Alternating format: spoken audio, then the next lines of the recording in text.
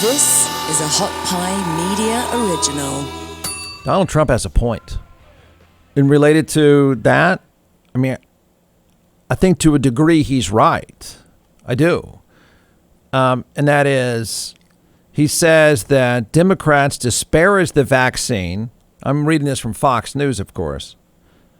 But I think he's got a legitimate point here. Former President Donald Trump blamed Democrats for COVID-19 vaccine hesitancy. Well, that's not true by facts, but he's never going to get anything right.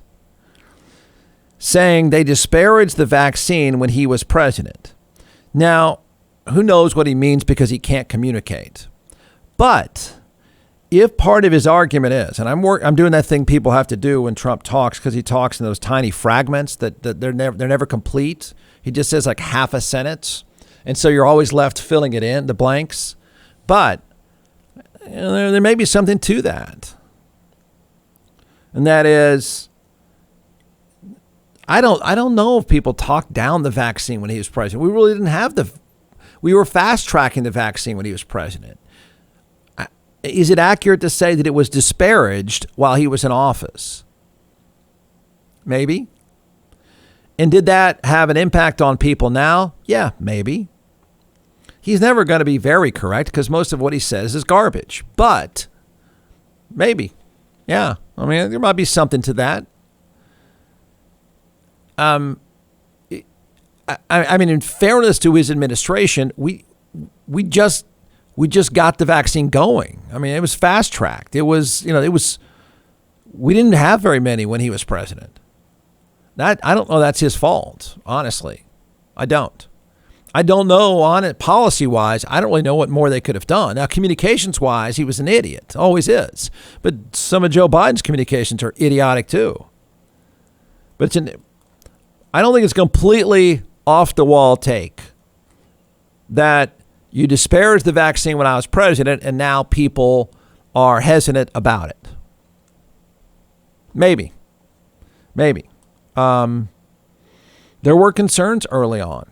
Yes. And I think he's saying that the concerns, again, he can't say this himself, so I'm going to make the sentence for him. You ripped it because it was me, and now it's having an effect. If that's what he means, I think there's some truth to that. There. He's also a guy.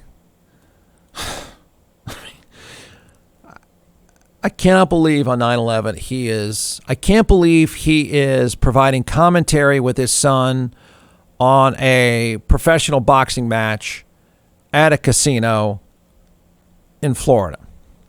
I can't believe it was Evander Holyfield.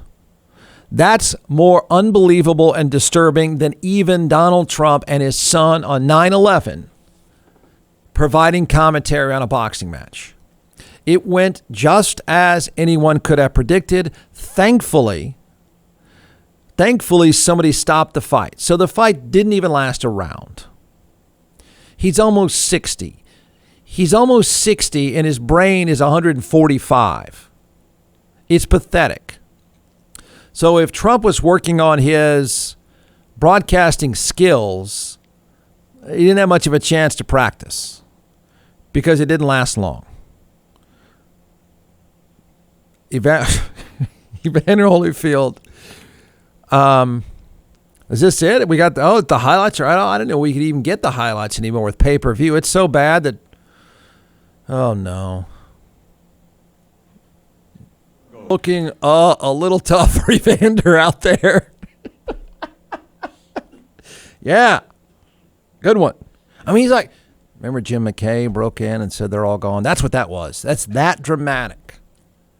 I don't even know why they didn't. Why was this on pay-per-view? This should be out there for everyone to see and hear the genius of that kind of insight and analysis. It's not looking good for Evander out there. All right, so it was hilariously awful. The categories are: it ended too soon. Surprisingly, I enjoyed it. I refuse to watch and /pay. Well, we're not paying. This is now on YouTube, so we get the genius. All of it right there. Man, it was good. God, that is anyone involved, you need to thank that referee for not letting that old man die on your watch. He's already on his way to an early death. And I'm not kidding now. Thank that referee. And thank that referee for not letting this old man die right there. 45 more seconds, and not only forget Donald Trump for a second, 45 more seconds, and that guy hits him square in the head. This old dude is done. Done. He swung and missed and fell out of the ring. Whoever set this up, boxing is slimy, it always has been. When people were healthy, it was slimy. This setup is disgusting. It's just disgusting. And I say that as someone who's, you could say, well, gosh, you paid for a lot of fights. I did. I paid for a lot of this guy's fights. And yes, a fighter could die. This guy is well on his way to an early death. It's not looking so good for Evander out there. Hey, every guy can relate to this. You're tired of wearing those baggy cotton shirts that feel like you're wearing curtains. There's a difference. In fact, I'm wearing the difference. That is the ultra premium basics from goodlifeclothing.com. You'll love the shirts. I've been searching for a long time, like every guy, for the perfect lightweight shirt that looks good if you're in pretty good shape. It's at goodlifeclothing.com.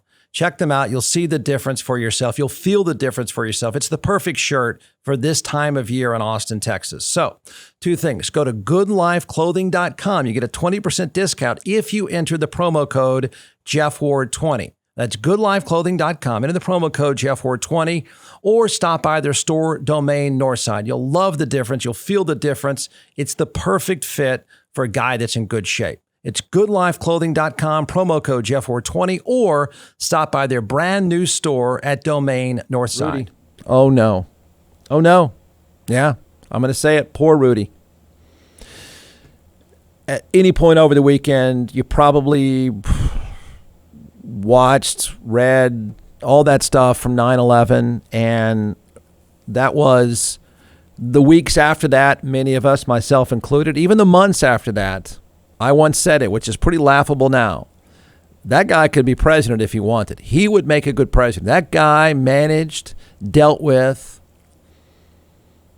9/11 and post 9/11. He was a rock star. I mean, if you just have to watch over the weekend. I thought it was he did the best you could in the worst circumstance imaginable. And he got a ton of credit for it. He got a ton of credit for a while, and I really thought if he didn't have sketchy friends, because he was running, remember when he decided to run? I'm trying to excuse myself for saying I thought he'd be president one day, so I'm trying to make an excuse. But when he decided to run, and I know this feels like a long time ago, and it was. A lot has happened since. His face has melted since. But he was the thing that got him for all the management skills, for the charisma, for tough talk, all the stuff that made Rudy Giuliani appealing. At that time, the Republican Party was about morality. It's not now, but then it was. And Rudy had sketchy friends. He had gay friends. He had multiple wives. He had some issues. He had some personal issues. And it ate him alive. Now, the party is different now. It's slimy. But then that's what ate him alive. That's my excuse. Now, he's just a babbling fool. He hosts, for good reason, he hosts a 9/11 dinner. There's nothing wrong with that. What's bad is he's not in good shape. Is he drunk? I sure hope so. This is a 9/11 dinner, and he is rambling aimlessly, and he's trying to crack jokes. And I think in a sad statement, people are actually laughing. She said, you did a wonderful job on September 11. And therefore, I'm making you an honorary knight, commander of the Royal something or other. I turned down a knighthood because if you took a knighthood, you had to lose your citizenship. I know Prince Andrew is very questionable now. I never went out with him. Ever. Never had a drink with him. Never was with a woman or a young girl with him. Ever. One time, I met him in my office, and one time when we had the party, right, Bernie? You were there. Oh, no. What? The crowd's laughing. I mean, it's a 9/11 dinner. I'm sure before him, after him, it may have been serious. It may have been dignified. You know, the problem, among others, is that, first of all, poor Rudy needs to be in a rocking chair having soup somewhere. We know that. He tries to act, Trump is not drunk. He doesn't drink. He rambles aimlessly. Of course, he's, wherever he was at a pathetic, sad, disgusting boxing match that night. But Rudy this is a 9/11 dinner that I believe he hosts. And the crowd is just laughing like he's a pathetic lounge act. That's just bad on every level. He's trying to impersonate. I know it doesn't make any sense. For whatever stupid reason, he's trying to do an impersonation of Queen Elizabeth. She said, you did a wonderful job on September 11. And therefore, I'm making you an honorary knight, commander of the Royal something or other. I turned down a knighthood because if you took a knighthood, you had to lose your citizenship. I know Prince Andrew is very questionable now. I never went out with him. Ever. Never had a drink with him. Never was with a woman or a young girl with him. Ever. One time, I met him in my office, and one time when we had the party. Right, Bernie? You were there. By the way, Rudy's job currently, except not getting paid to be Donald Trump's lawyer, is he hosts the podcast Common Sense. I thought Orenthal James Simpson had the Common Sense podcast. Apparently Rudy's podcast is Common Sense with Rudy Giuliani. Drunk Common Sense with Rudy Giuliani. That's sad. I'm sorry to say it again. Poor Rudy. It was disgusting, as usual. Poor guy. He's on there and said they're just what isn't excusable. I excuse Rudy for being a babbling buffoon, a drunk babbling buffoon. I don't excuse the crowd for laughing. You're laughing at him. You're laughing at the wrong time. It's all the wrong jokes. It's just bad.